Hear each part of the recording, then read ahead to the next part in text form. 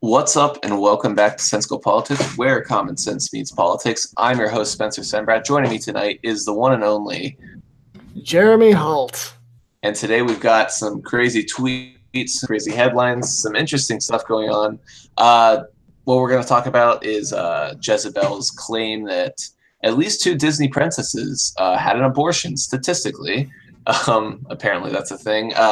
Trump's Amazon tweet about how Amazon is destroying small businesses and how they don't pay taxes, anything like that. We're going to talk about Pennsylvania's special election, which went on a couple weeks ago, but no one talks about it anymore.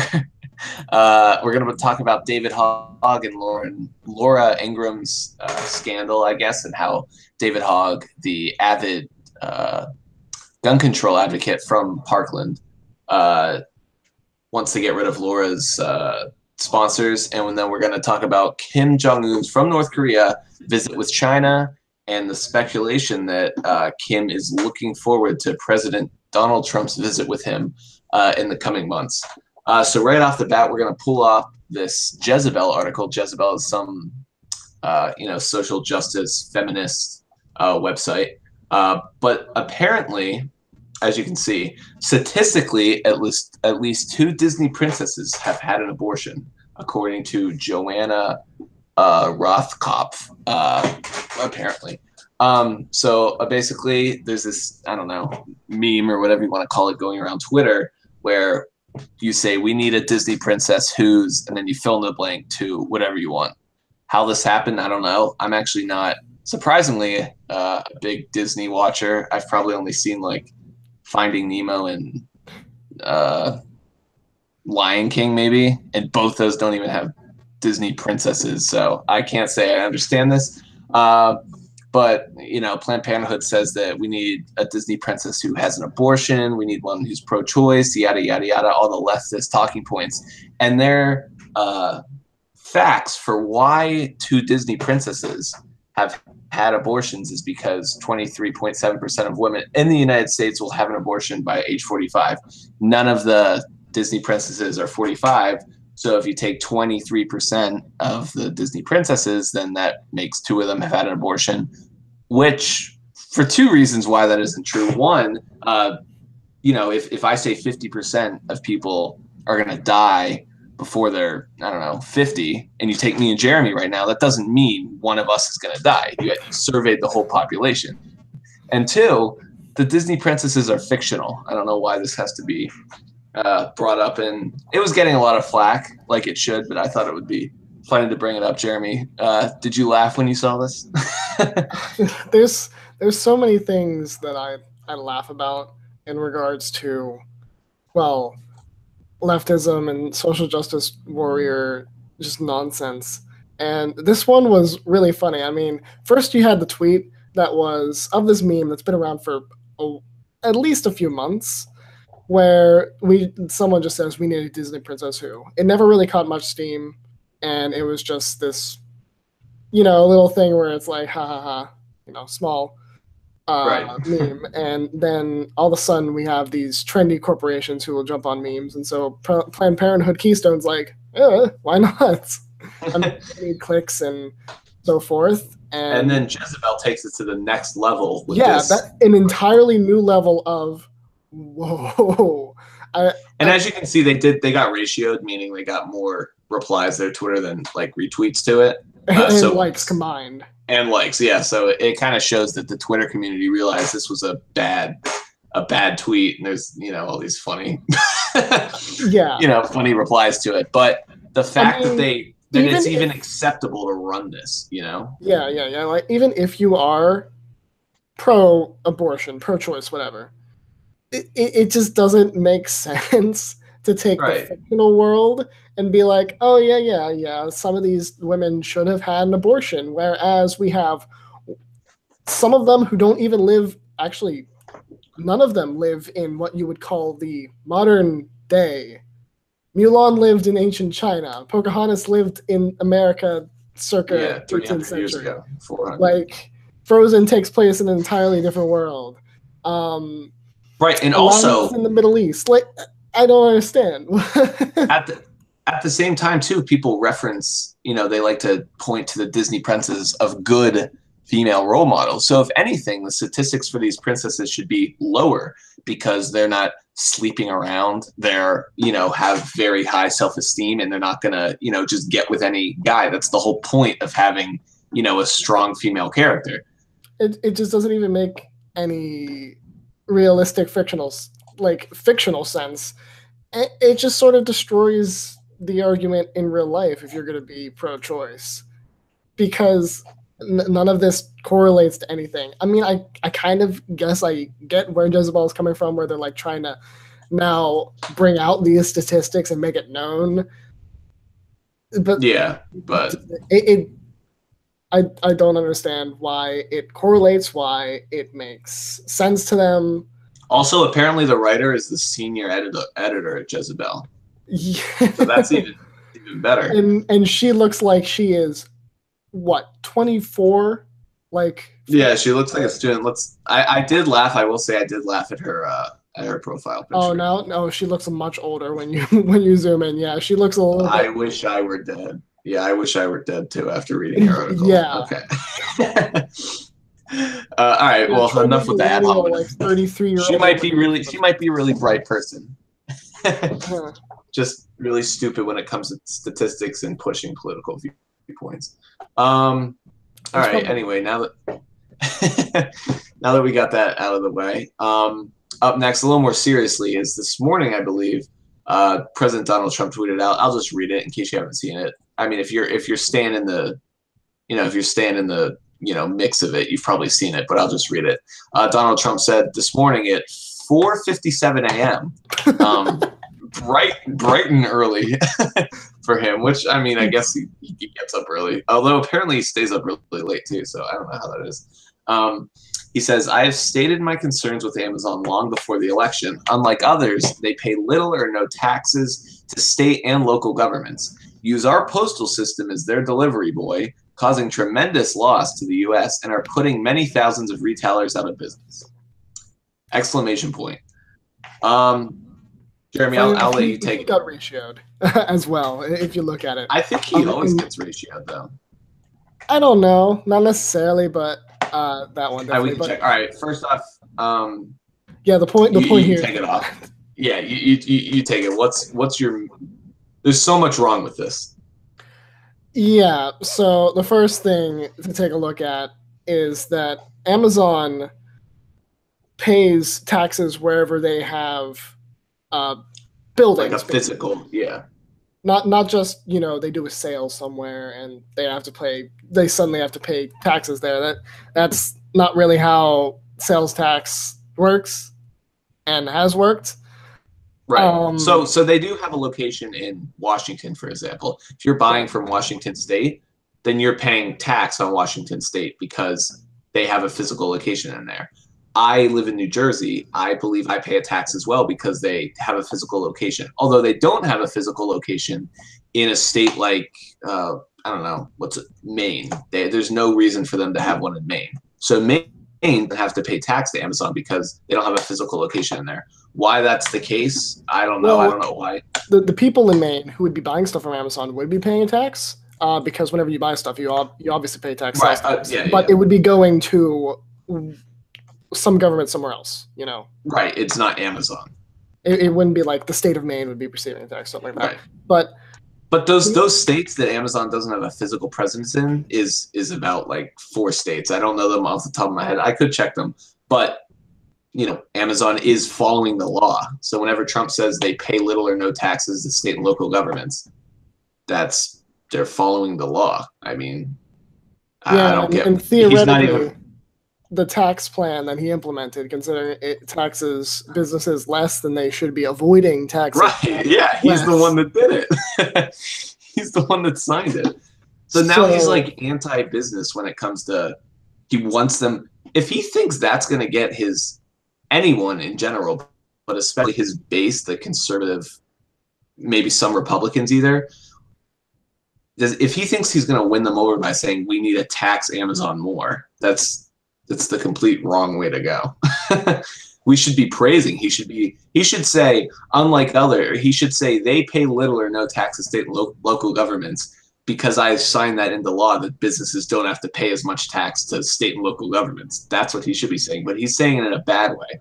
The second thing with the tweet, too, I'll bring it up again, is he says, and they use our postal system as their delivery boy, which is what you're supposed to use the post office for. You're supposed to use it to send stuff. No one does anymore because there's email, there's FedEx, there's competitors to it. And if Amazon didn't use the postal system, I've read people that says I can't. This might not be factual, but the postal system would lose, a lot of their revenue and would not have a reason to stay open. And a lot of people have been saying that Amazon is going to become a distributor, like another FedEx or something like that, just because they have such a big reach. So I mean, the postal system is there for people to use to send stuff, and Amazon isn't exempt from that. I don't think. And if he thinks that's going to resonate with his base as well, I don't see where he's getting that from. Yeah, I mean, if you're going to say anything about the postal service, you might want to say, I think it's time to stop. Right. Yeah. Service. Exactly. And it causing a tremendous loss to the U.S. I don't even know what. I mean, I guess he's referring to the postal system. Taxes that we pay that go to the postal service. So he's saying we pay taxes to maybe he's saying we pay taxes to the postal system and only Amazon's using the postal system, which isn't really true because we can just use the postal system if we want. That's why we pay taxes on it. No, if his claim is true that no one uses the postal service but Amazon, then he should just get rid of the postal system, like you said. If he doesn't like Amazon using it, get rid of it since no one else is benefiting from it. Or possibly, I like the better plan of just privatizing it entirely and selling it to Amazon. Yeah, exactly. That would be fine. Or people would compete for it. FedEx may want it. Well, no. The reason why the USPS is actually relevant is because FedEx competes with them. That's a good point. Yeah. So then maybe Amazon and FedEx will be competing. I don't know. But either way, it shouldn't be. It shouldn't be public. Well, yeah. I mean, the Amazon should be bringing massive revenue to the USPS because the only way you make money in postal is by sending things that are worth money as packages that they have weights to them, and whenever something has weight, you have to pay all those stamps or whatever to get it to send. And considering Amazon is the business of sending things, not letters, you're sending a lot of stuff that in the end should be giving them money and giving all those postal workers, paychecks. Right, exactly. And then the last thing is, and are putting, I think it should be is putting many, I don't know. Putting many thousands of retailers out of business, which I mean is true depending on how you look at it. It's true. I mean, but they're not doing it. They're not doing it in a legal monopolistic way. They're doing it in a way that's right. They're a good business, and because they're so good, people are going to the good business, which is how competition is supposed to work.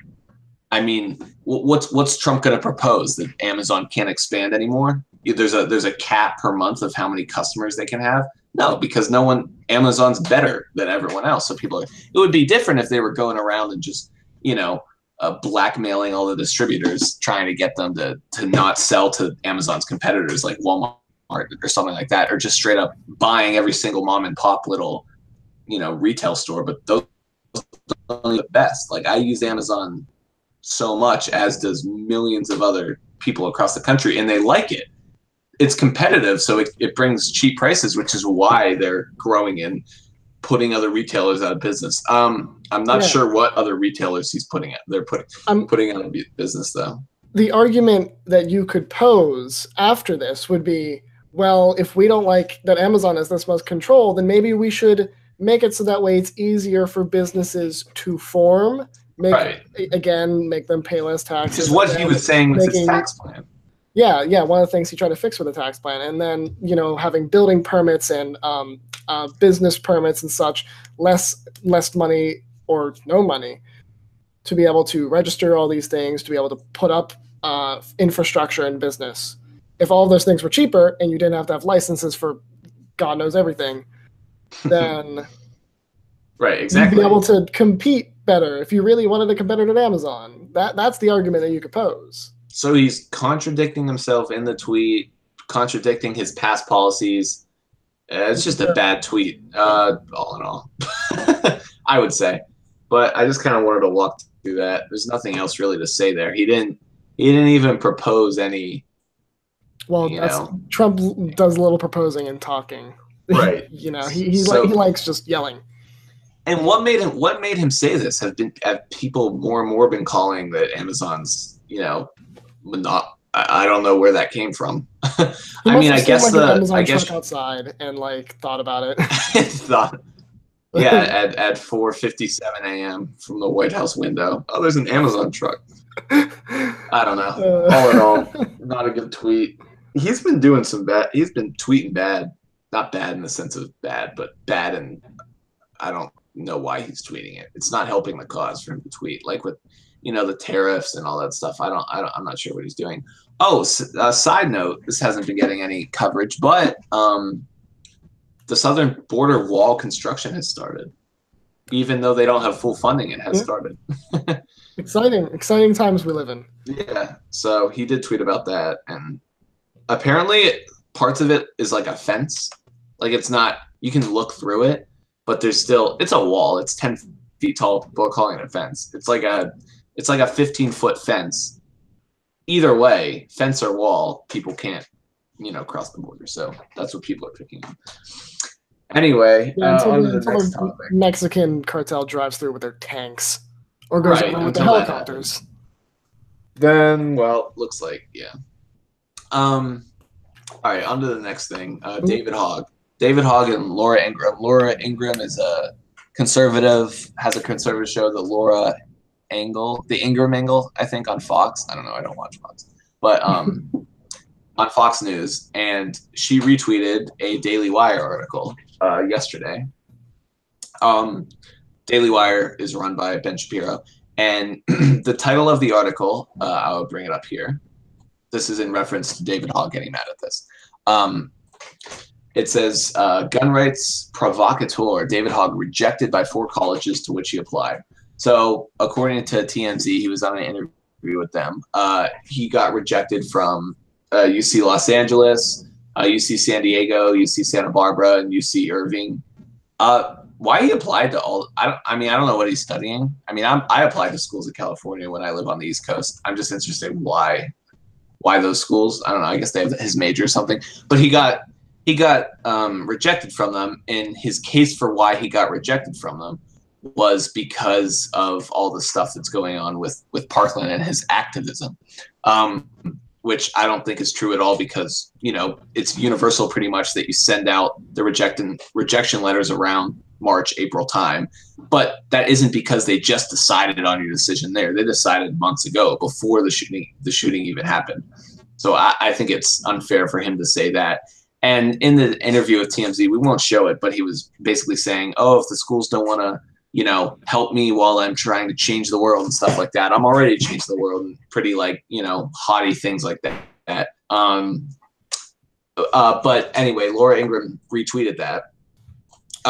And here, I'll put her tweet up, because she, put her own words that she says, David Hogg rejected by 4 colleges to which he applied and whines about it. Dinged by UCLA with a 4.1 GPA, totally predictable given acceptance rates, meaning, it's hard to get into UCLA.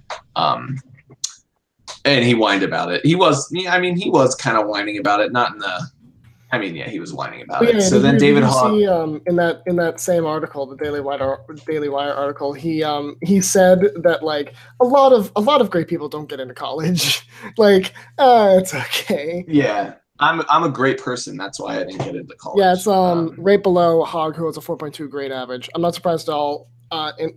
In all honesty, I think there's a lot of amazing people that don't get into college. Right. Okay. All right, buddy. Take it easy. Anyway, she said that she got ratio too. I don't know why we keep going to ratio. I just think it's funny when people get more replies to. And then there's of course, these disgusting, are you really picking on a teenager who just watched his classmates die in pools of their own blood less than 2 months ago? because he's speaking to the public is allowed to criticize him while still being compassionate to what he went through, which I think is perfectly fair to criticize him. But then David Hogg says he blew up. He got so mad at her. But then this is the tweet that went, viral. He just listed, 12, the top 12 sponsors to the Ingram Angle. How he worded this, I was so confused what he meant before I even pick a number 1 to 12, contact the company next to that number. Like, put a comma there, spell out number. I read that as hashtag because it's a hashtag. And then he put, I don't know. It was confusing. Anyway, that's not the purpose. So he finds all the mortgage twice. I just noticed this. He did what? Oh yeah, he put mortgage. I mean, he tweeted this at 6:30 p.m. That's not really a late or early time to be tweeting. Was he? I don't know. Maybe he was tired after reading through all his rejection letters. Yeah, it could be. But so he finds this is public information. It's not like he got these illegally or anything. But if we're at the point now where someone says something mildly controversial, which I wouldn't even call this controversial, but they say that, and then we just boycott the top 12 people, that we're not going to have any more businesses anymore. Like anyone can. So if all the liberals are boycotting all these people. So say bye to Hulu, say bye to TripAdvisor, say bye to Arby's. I don't know why Arby's is on there. Say bye to mattresses, AT&T.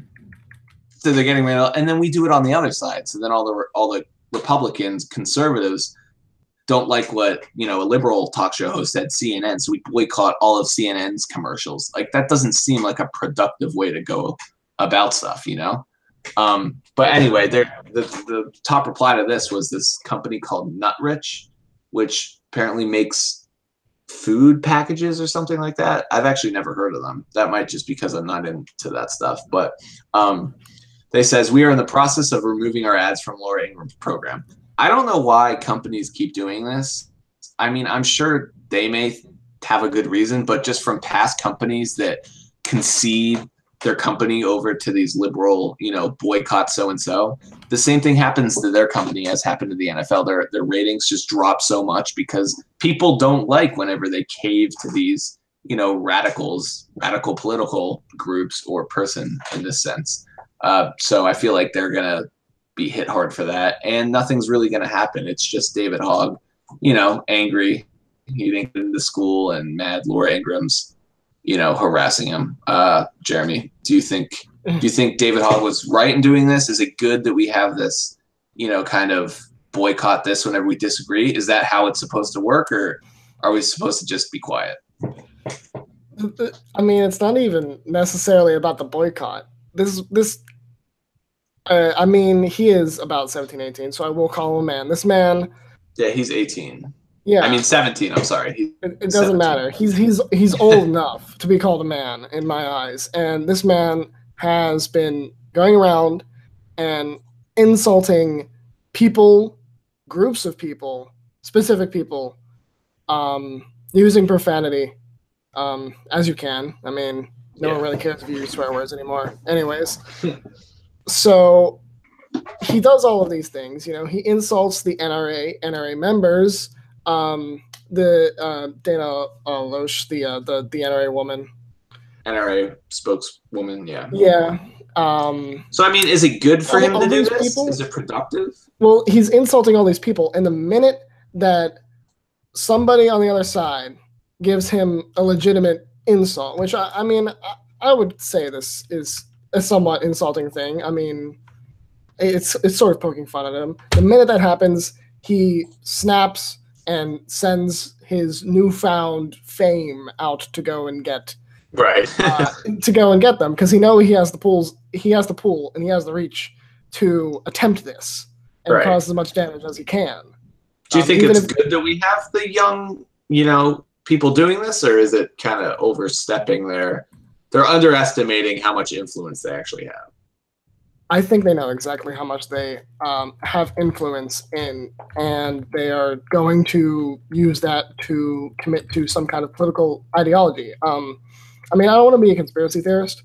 I have this theory that some of these kids from Parkland, the most vocal, like David Hogg, don't necessarily have the best interests of the American people and of their fellow students at heart, and that they are simply taking whatever preconceived notions they've had about reality, because that is a high school and they are that old. They have political ideologies at this point. Yeah. They're already taking these preconceived notions and then bringing them to the national stage because now they have this media attention. Right. So it's not really, yeah. That is interesting. David Hogg has been on CNN, hundreds of times, actually hundreds of times. And the Kyle, what's his name, on the other side hasn't been, which CNN can do what they want, but they do claim themselves as the objective news source. So it's kind of, which is why Trump wins whenever he calls them fake news, not because they're reporting incorrectly, which a lot of times they are, but it's more because they only have this David Hogg radical on, whining about him not getting into school, blaming the schools for not picking him because of his, activism views, but then not putting on the Kyle. What's his last name? It's Khrushchev or Khrushchev something. Like that. Yeah. So. And I mean, it's not just him. There are other pro-gun, if you want to sort of put them in camps. There are other pro-gun. Emma Gonzalez. Yeah, there are other pro-gun activists from Parkland. But the point is that we have all of these very vocal students from Parkland who are being propped up by all the same news sites and organizations that you would think who would do this, putting up these people who have gun control fantasies. Yeah. I would love to see in the school, because they're in class together. So it was like David and Kyle and Emma and all of them together. And then they just, tweet each other on Twitter and get the millions of impressions on there, but don't, are they yelling at each other in class? Are they ignoring each other? That'd be interesting to see, because they are still in high school.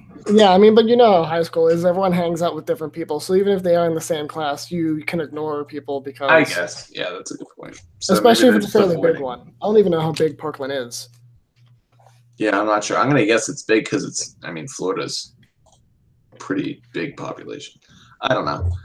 So obviously he should be able to tweet this. He should be able to call out Laura Ingraham, but the fact that we should take him seriously simply because he was at the school, I can't do that. Anyway, final topic.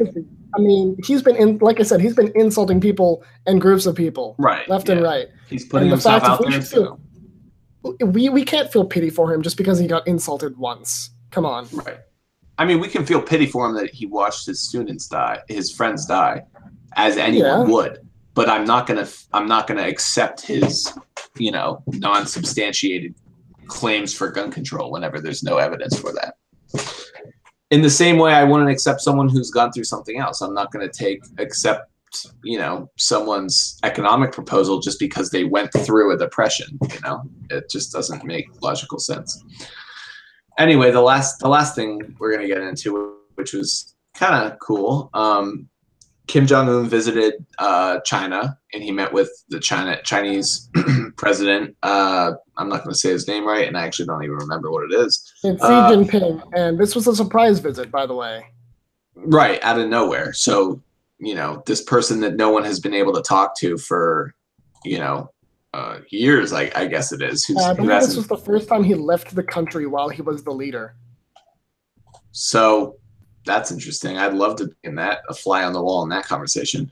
But then there were also reports that Kim said that he is looking forward to Donald Trump's meeting with him, and he thinks it'll go smoothly, which, I don't know if this is all Trump or just Trump's personality or anything like that, but I do think it's interesting that, Bush couldn't talk to Kim, Clinton couldn't get a meeting with him, Obama couldn't get a meeting with him. But then whenever Trump's in office, he has a surprise visit to China and he gets a meeting with Trump. Would you credit that to Trump, or is that just coincidence? Would you think?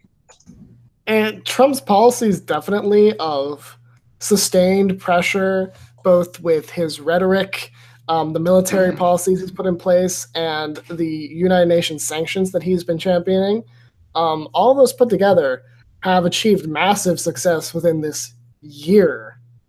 I mean, something that Obama wasn't able to do, something that uh, Bush and Clinton haven't been Yeah. able to do. They haven't been able to meet any Kim. They haven't been able to bring them to real peace talks. So you do think it is Trump that led to this openness, the like Yes, openness of Kim? Yeah, I think I would agree.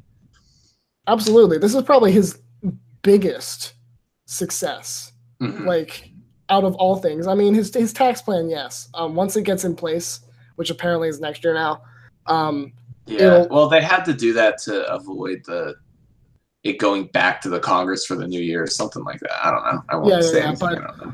But the point is that right now that's not really like something that is boosting him Right. because Right. none of It us got passed, and no one's going to realize it until their paychecks have less tax taken out of it, which is in months. yeah, yeah, and plus we didn't get that on the tax returns that we did this year. Right. But But speaking of bills Trump passed, unless you finish, yeah, oh yeah, yeah, yeah. So I mean that's one success, but we haven't been able to see that yet. This is a success where we are seeing progress. And in a few months yeah, when he meets with him, we're gonna see if this is successful. That if he's actually able to talk them down from nuclearization, which that would apparently be. China put their hand in and said, "You should take this offer, please." Wait, they said that to Kim? Apparently, in the talks, China made a few things clear. One, that they are the boss, and North Korea needs to know that China is, in fact, in charge. Number Hmm. one. And number two is that he should agree to denuclearization and not just talk this time, which has happened in the past. They've said we're gonna Right, hold off, but but it'll be they don't do expanded. anything. But this Yeah, time, it's actually going to happen because otherwise, bad things are going to go down. yeah. All right. Well, just one more thing I wanted to add: the omnibus, spending bill passed the past week, which is 1.3 trillion dollars. I've been thinking about this one a lot. It basically was a loss for Republicans in every aspect aside from increased military spending, which me personally, I don't even know if that's a benefit if we even need that. But one of the main things that stuck out to me is Planned Parenthood got 500 million for the next year or whatever the term is for the omnibus bill. Omnibus bill meaning they compact all these spending bills into one bill, and then you essentially have to Yes or no it. yes or no it. If you remember, Trump tweeted, he's like, "Oh, I want Congress to list. I want a list of everything, and I want to veto certain things," which that's been ruled unconstitutional because the Congress is supposed to make those bills individual for the president. The president can't just break up the bill and pick what he wants and not what he doesn't. Yeah. Which just blows my mind how most of those Republicans that are in Congress right now ran on, we're gonna get rid of Planned Parenthood funding your tax money going to abortions. That's one of their main things they ran on. That's a main Republican talking point. Yet in a Republican House and a Republican presidency, 500 million still goes to Planned Parenthood. That just, if we can't do anything when we're in control, how do we ever expect to keep control and do anything when we don't have control?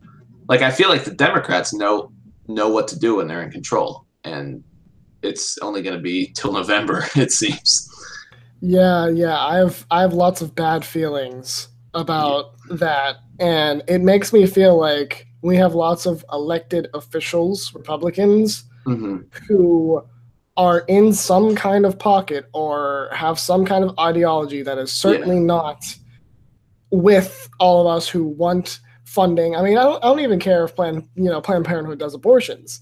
This is a company that we're funding. Right. All right, Yeah. we need to be done with this corporate welfare crap. We can't be Mm-hmm. funding these organizations because they give jobs and help the economy, whatever.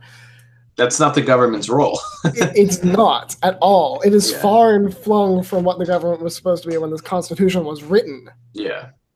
So it just blows my mind thinking about this stuff. Like, we're in for a tough uphill fight in November, if it's even a fight at all. I feel like they're not doing anything now. So sometimes I even wish, like, maybe we should lose the House. Maybe we should lose the Senate. just to make it a little more pressure on these Republicans to actually follow through, or they're going to get voted out, which is just, it's confusing how they get to keep these, you know, they get to keep getting reelected when they literally don't do anything. Yes, they got the tax bill, which I'll credit, that's a pretty good bill.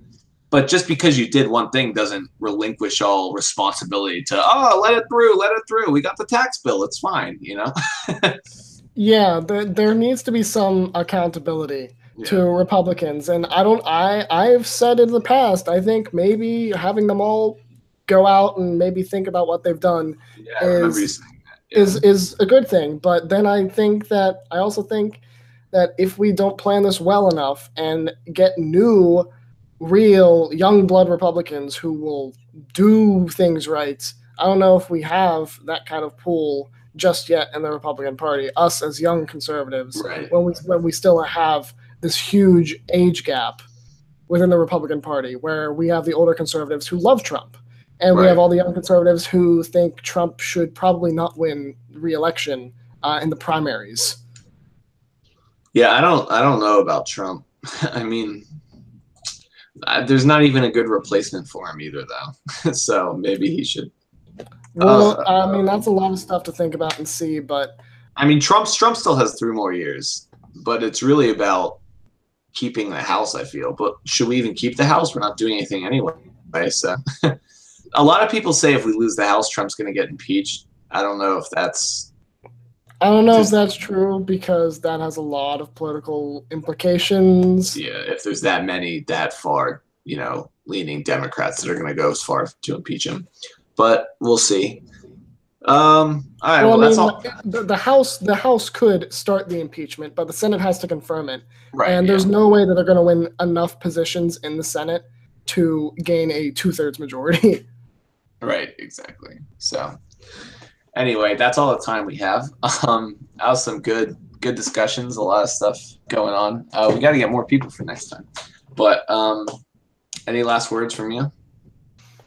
Nothing, just that I hope that us as conservatives, regardless of wins or losses in the federal government, regardless if Democrats come in and start implementing their liberal agenda and start ruining our country's direction more than they did whenever Obama was first in office, even if that happens, we need to be ready to bring the fight, because it's not too far before there will be more of our generation who are far more conservative than generations already out there and voting. Once we're full in force, we can start making change, and we can actually build a conservative nation, not just one that is Reaganistic, you know, got all done what Reagan did, but actually finish the job and exactly. Put limits on Congress, put limits on spending, and make this country actually great in the modern day. Like make it as good as it was in the 60s, but with more freedom, better economic prosperity, and great doesn't mean manufacturing steel. And actually build a society that we want to live in, rather than one that we know is good, but on the inside things are kind of crumbling. Right. All right. I think that's a good place to end. Thanks for joining us, and we will talk to you guys next week with more juicy tweets and, you know, Jezebel articles. Donald Trump. Talk to you later.